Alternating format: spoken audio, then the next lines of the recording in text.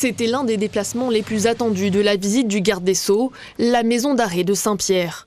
Un établissement pénitentiaire dont l'insalubrité et la surpopulation sont régulièrement dénoncés par les syndicats. J'ai pu l'interpeller, lui demandant un peu qu'est-ce qui se passe, et bien de visiter, de voir que les détenus sont entassés à la maison d'arrêt de Saint-Pierre, appelons un chat un chat. Donc je pense que dès son retour à Paris, il va missionner un peu la délégation, la direction générale de l'administration pénitentiaire, de venir en projection de recherche de terrain, peut-être dans l'élaboration d'un futur nouvel établissement sur le sud de Lille.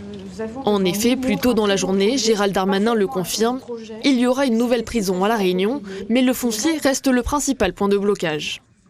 Pour construire des prisons, il faut un ministre qui a envie de les construire, bien sûr, et puis il faut aussi des élus qui donnent ou qui vendent des terrains. Donc voilà, nous y travaillons. En tout cas, il est tout à fait possible, dans les heures ou jours qui viennent, qu'on puisse travailler à l'implantation d'un nouveau site pénitentiaire, d'une nouvelle prison. Pour le centre pénitentiaire de Domingeau, c'est sur le réseau X que le ministre fait ses annonces. Il promet plus d'1 million d'euros d'investissement dans la sécurité, avec un portail à ondes millimétriques, des brouilleurs, des dispositifs anti-drones et l'arrivée de 11 agents pénitentiaires supplémentaires. La visite du centre de détention du port s'est elle rajoutée à l'agenda du ministre à la dernière minute. Une prison qui verra sa capacité augmenter l'an prochain.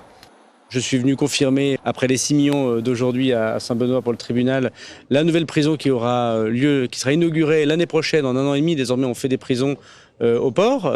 Donc, c'est 80 places supplémentaires pour la semi-liberté, pour permettre la meilleure réintégration des personnes qui ont été détenues. Le ministre s'est également entretenu avec le personnel de la protection judiciaire de la jeunesse pour aborder la question de la santé mentale dès l'enfance pour réduire la délinquance.